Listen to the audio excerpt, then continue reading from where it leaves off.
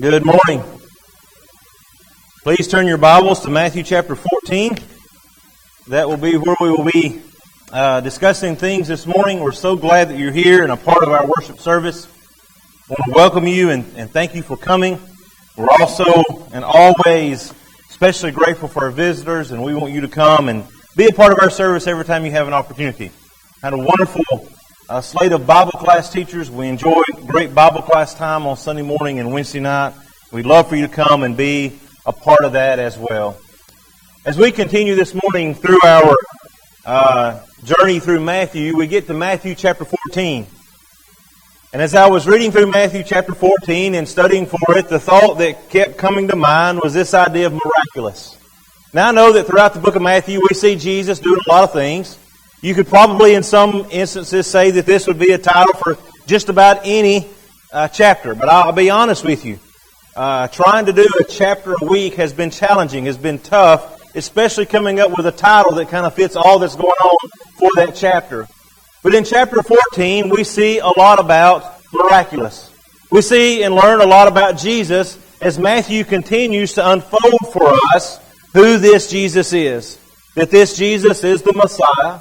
That He has the power over so many things. Time and time again, we see Jesus illustrating the power that He has as the Son of God. And so this morning we're going to kind of center our thoughts around, tie our thoughts around this idea of miraculous.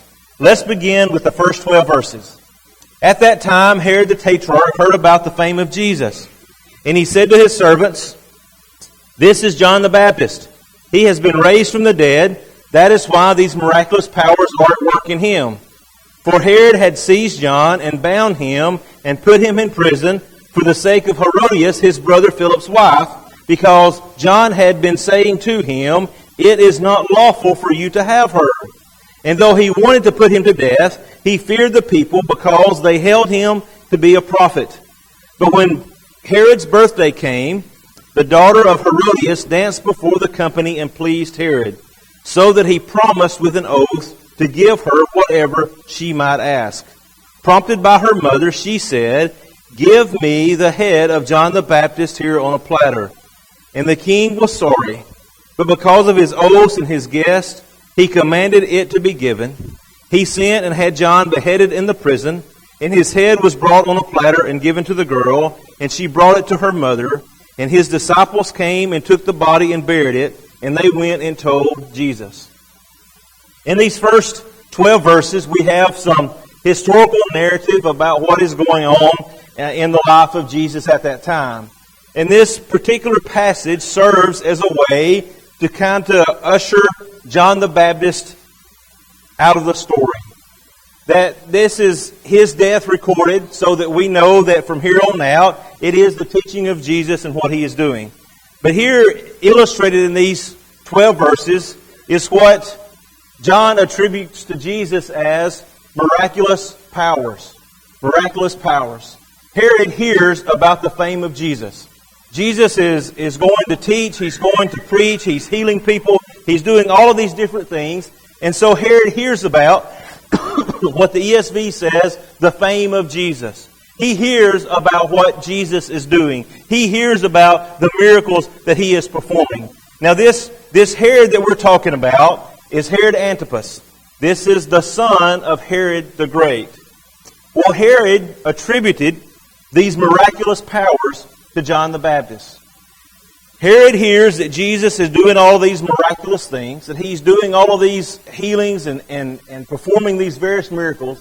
And so he says, these miraculous powers must be because it's John the Baptist. It's John the Baptist that has risen from the dead. Now Herod knew that he had already had John beheaded.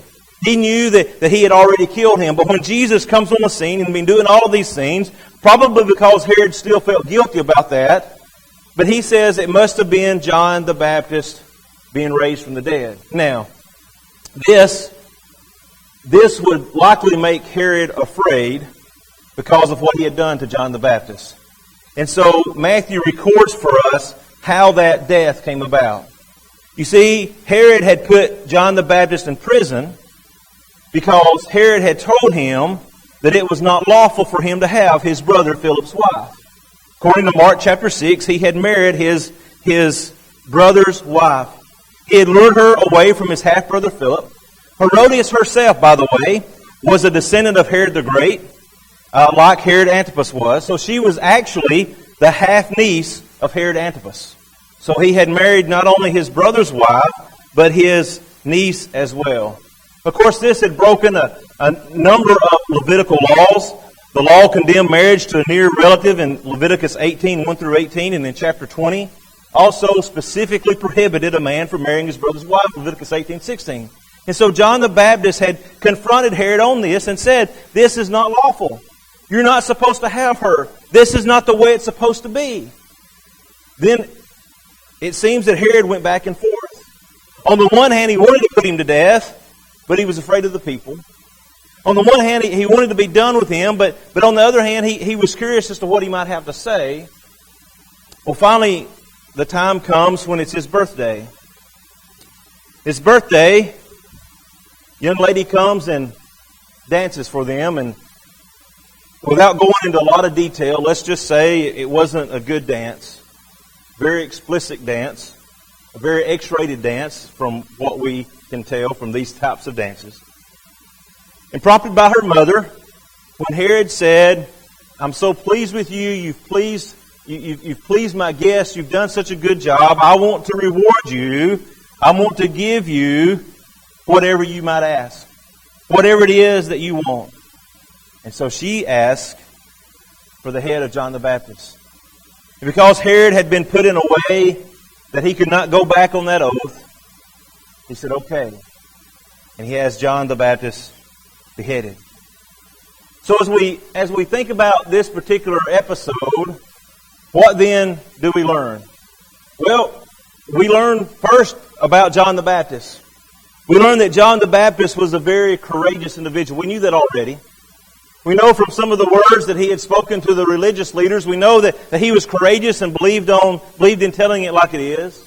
But we see his courage here in confronting Herod in his sin and saying it's not lawful for you to have her. We see as we read about the death of John the Baptist that he was willing to stand up for the truth. But we also find out some things about Herod. We find out that Herod did not like being told when he was wrong. We find out that he was unduly influenced by the women in his life. We find that he needed to be careful of the oaths and the promises that he made because he backed himself into a corner that he could not get out of. We find out some more about the true character of Herod and who he really is. But we also, I think, learn something about Jesus in this passage. And that's ultimately, I think, what Matthew wants us to get. We learn that the fame of Jesus was spreading. We learn that he was displaying the miraculous powers. And we find out that now in Matthew's gospel here, Jesus is really going to be the main character. Not that he's not been all along, but John the Baptist and Jesus' ministries coincided at least for a while. And here we see John being ushered out and Jesus definitely being ushered in. And there's a transition point. If you follow the teachings of Jesus in a chronological way, you're going to find that after this happened, Jesus was not in this particular region very much anymore, in Herod's region. John the Baptist is removed from the scene, and Jesus is front and center. Jesus is known for his miraculous powers, known for his healings, known for all that he's doing. And that leads us to our next section then in verse 13, what we're calling a miraculous feeding. Now when Jesus heard this, he withdrew from there in a boat to a desolate place by himself. But when the crowds heard it, they followed him on foot from the towns. When he went ashore, he saw a great crowd, and he had compassion on them, and he healed their sick. When it was evening, the disciples came to him and said, "This is a desolate place, and the day is now over. Send the crowds away to go into the villages and buy food for themselves." But Jesus said, "They need not go away. You give them something to eat." They said to him, "We have only 5 loaves here and 2 fish." And he said, "Bring them here to me." He ordered the crowds to sit down on the grass, and taking the 5 loaves and the 2 fish, he looked up to heaven and said a blessing. Then he broke the loaves and gave them to the disciples, and the disciples gave them to the crowds, and they all ate and were satisfied. They took up 12 baskets full of the broken pieces left over, and those who ate were about 5,000 men, besides women and children. Miraculous feeding. Jesus here tries to get away by himself. He hears about the death of John, and he wants to have some time alone. I think part of that was because he appreciated so much who John was and what he had done, and I think also because Jesus realized that this was kind of a transition point in the story. But he's not able to stay there long because the crowds follow him wherever he went. They follow him and they find him. And I want you to notice something interesting here. When Jesus heard this, he withdrew from there in a boat to a desolate place by himself. But when the crowds heard it, they followed him how? They followed him on foot from the towns. Now this particular region in the Sea of Galilee, it's not that big, but it's a whole lot quicker and a whole lot easier to get across on the boat than it is on foot. I want you to think about how much these people wanted to see Jesus. He departs in a boat. They run around the shoreline, and they're there. They catch him on foot. That's a great desire to be in the presence of Jesus. That's a wonderful thing to want to see Jesus and be with Jesus enough that you would do that. Now, compare that to our attitudes today. Compare that to the fact that we have to beg people, plead with people to be in the presence of Jesus today. That we have to implore them to study their Bibles, to learn more about Jesus, to find out what He wants in their lives. And here these folks, they follow Him on foot from the towns. They're coming from all over, so that when He comes ashore, He sees a great crowd gathered. He's trying to get away by himself, and the only time he has away from himself is while he's on the boat. He comes ashore, and he sees this great crowd. Great crowd, they're waiting for him. But notice verse 14. He had compassion on them. It could be said that Jesus, his schedule was messed up. You could say that these folks were pestering him, that they were bothering him. Jesus had a plan. He was trying to get away from people. He withdrew. But when the crowds came, instead of dismissing them, instead of telling them, don't bother me, instead of telling them, I don't have time for you, He had compassion on them, and He healed their sick. How many times have we been guilty of having people try to talk to us, come to us in need, needing something physically, or often just needing someone to listen, someone to pay attention, someone to care. And we say, oh wait, it's not my schedule today. See, I don't have time for hurting people today. I don't have time for people that need something from me today. You see, I'm on a schedule. I've got too many other things that I need to do. Folks, Jesus came to this earth with the greatest mission ever given. He always took time for people. Took time for people. Well, as you can imagine, anytime you get a bunch of folks together, it's time to eat, right? Anytime there's a crowd there and it's together for a long time, they get hungry. And it seems that they had come, they had followed, they'd probably gone off in this particular instance, probably without provision. It's evening. They've been there, it seems, most of the day. So the disciples come to Him and say, this is a desolate place. The day is now over. Send the crowds away and go into the villages to buy food for themselves. They were hungry. They were in a desolate place. The disciples wanted Jesus to send them away. Look, Lord, they've already messed up our day we had planned. Now they're hungry. Send them away. Let them go into the villages and towns and buy food. Well, if you think about what they were requesting, that would have been hard logistically anyway. Can you imagine 5,000 men, plus women and children, this person through Boonville trying to find something to eat? Send them away, Lord.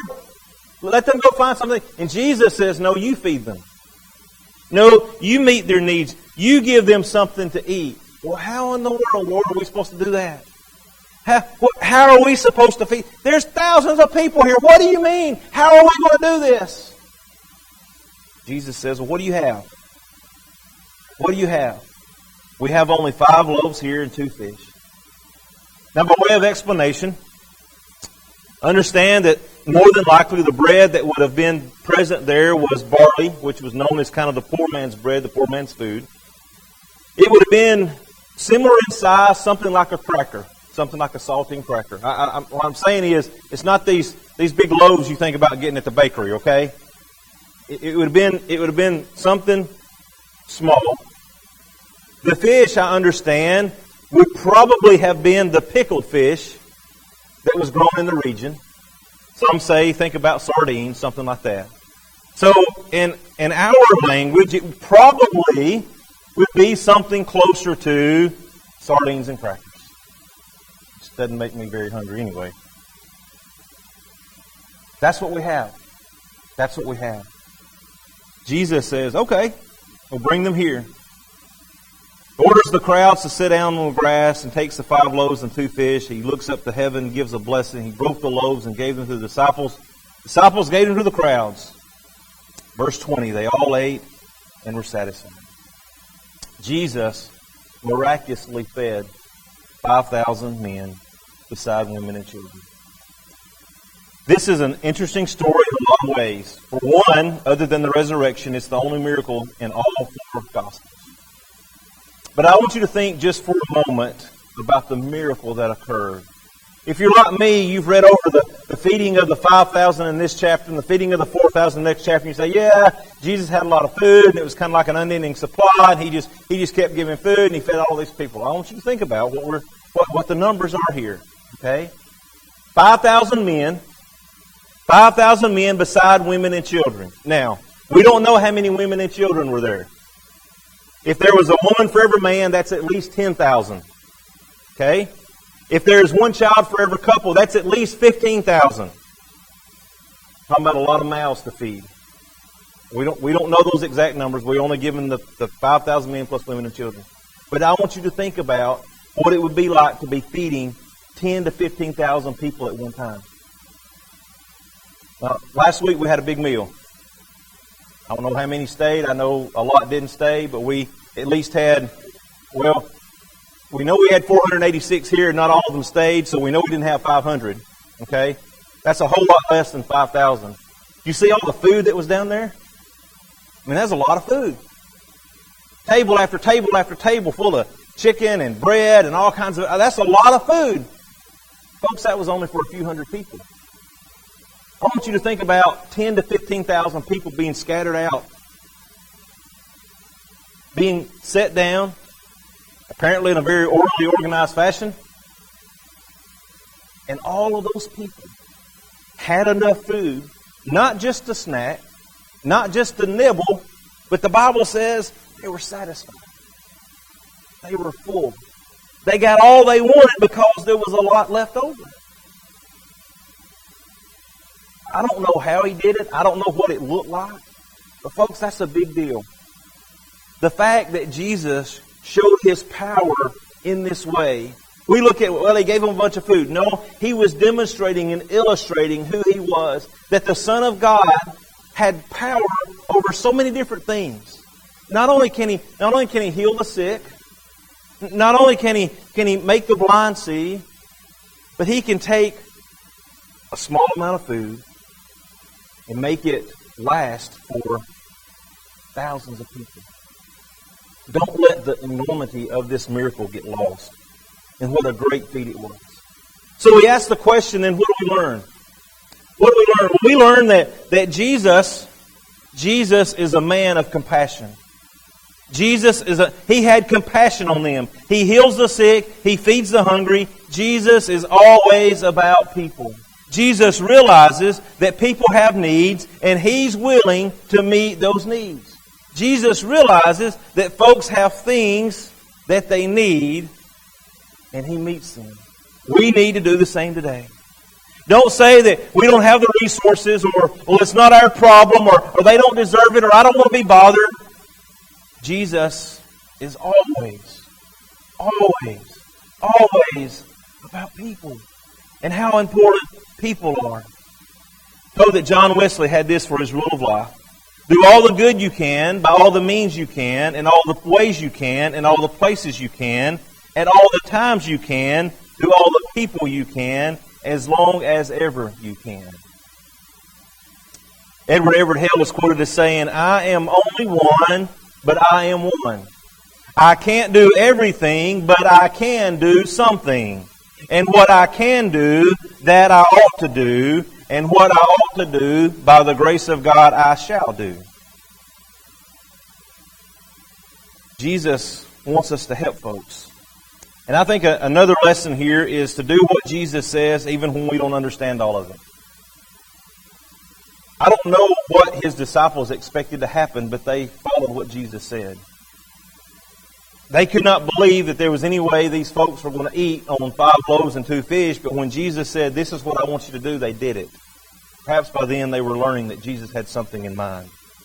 But we have then this miraculous feeding.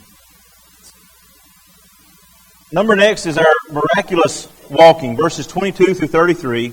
Immediately He made the disciples get into the boat and go before Him to the other side, while He dismissed the crowds. After He dismissed the crowds, He went up to the mountain by Himself to pray. When evening came, He was there alone. But the boat, by this time, was a long way away from the land, beaten by the waves, and the wind was against them. The 4th watch of the night, He came to them walking on the sea. When the disciples saw Him walking on the sea, they were terrified and said, It's a ghost. They cried out in fear. But immediately Jesus spoke to them, saying, Take heart, it is I, be not afraid. Peter answered Him, Lord, if it is You, command me to come to You on the water. He said, Come. So Peter got out of the boat, walked on the water, and came to Jesus. When he saw the wind, he was afraid. Beginning to sink, he cried out, Lord, save me. Jesus immediately reached out His hand and took hold of him, saying to him, O you of little faith, why did you doubt? When they got into the boat, the wind ceased, and those in the boat worshipped Him, saying, Truly You are the Son of God. Very quickly here, the disciples had gone ahead of Jesus in a boat. They had gone on ahead as He had told them to do. And in the midst of some sort of storm, Jesus comes walking on the water. Some of the other gospel accounts talk about being a storm. Here we're talking about the wind blowing and the waves beating against the ship. It's interesting that when you find pictures of Jesus walking on the water, like the one here behind me, they typically picture that water as nice and calm. That's not an adequate description of what was going on. The waves were beating against the ship. The wind was blowing. It was some sort of a storm. And yet Jesus, in the midst of that, came walking to them on the water. He came in the 4th watch of the night, which means it was between 3 o'clock and 6 o'clock in the morning. It was what we would say the middle of the night, or at least very early in the morning. The disciples were afraid. You would be too. You're out in the middle of a storm, and the wind is blowing, and the waves are rocking the boat. You're a little bit afraid anyway, and you look out, and as the water is going up and down, you catch a glimpse of something. Someone, something, you don't know what, and they're terrified. They're afraid. Jesus calms them by saying, It's me. It is I, be not afraid. It's Jesus. I'm coming to you. Well, Peter, and I don't know exactly how Peter said this, but we all know that Peter likes to speak up first.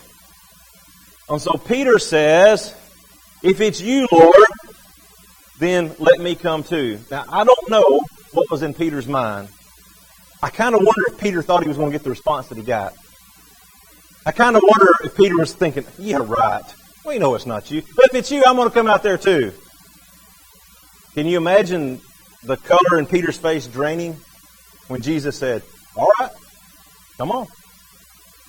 Yeah, Peter, it's me. You want to come? Get out of the boat. Come on over. Now understand.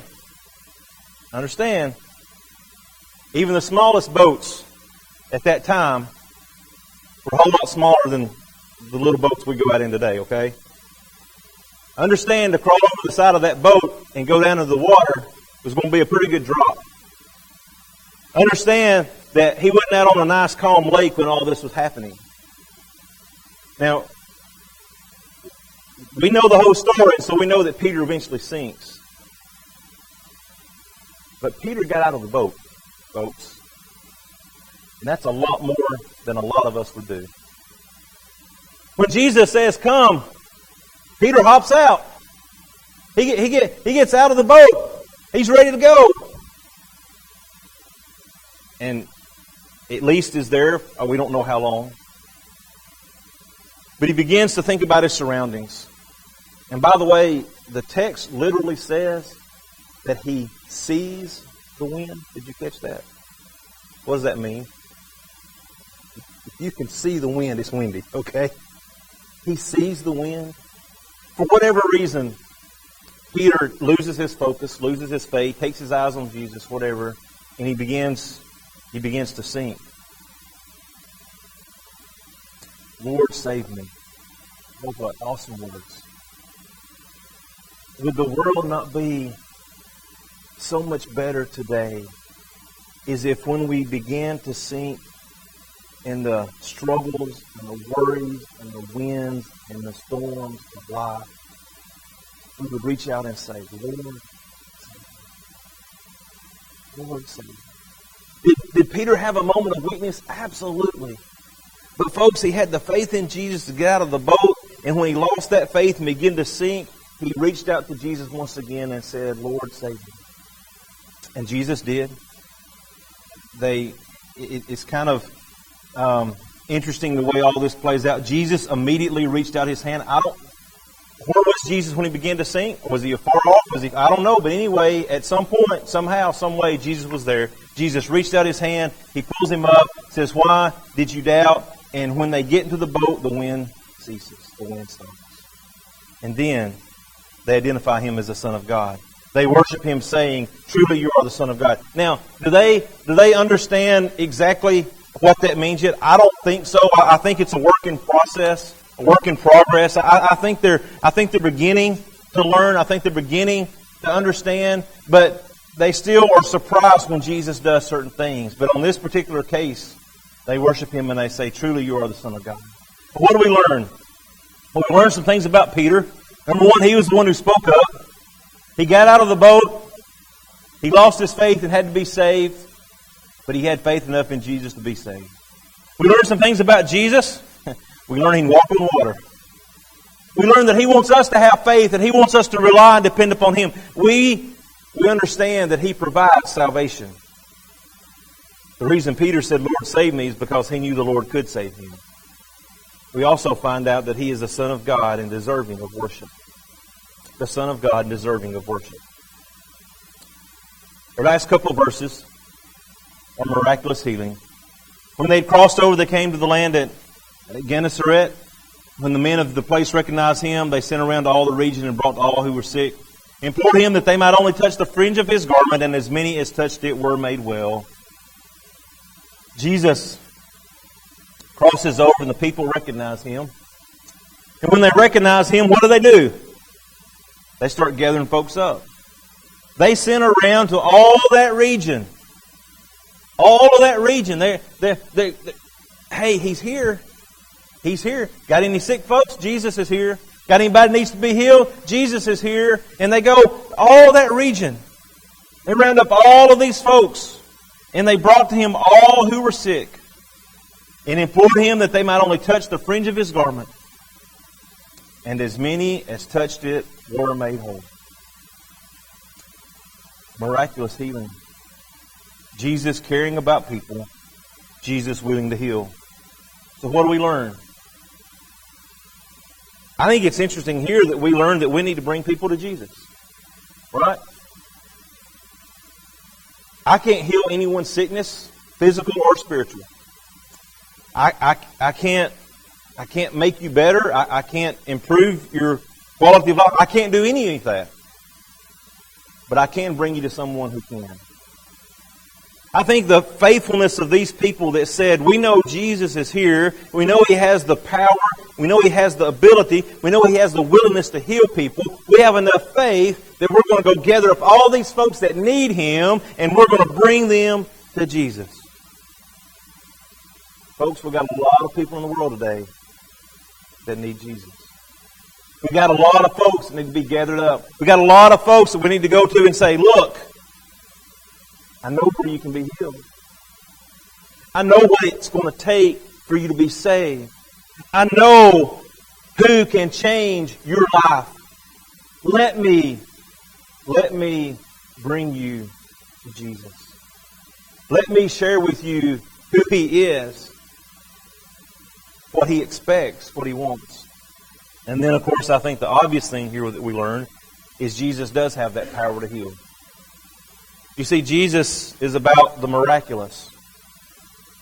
But the miraculous, the power, the ability, the healing, all of those things, He used not to further Himself, not to make Himself great, not to get people to compliment Him, but He used all of that to help people. And that's what He wants us to do today. I think the challenge for us in this chapter is to understand the power of Jesus, but then to not only let that power work in our own lives, but help it work in the lives of others.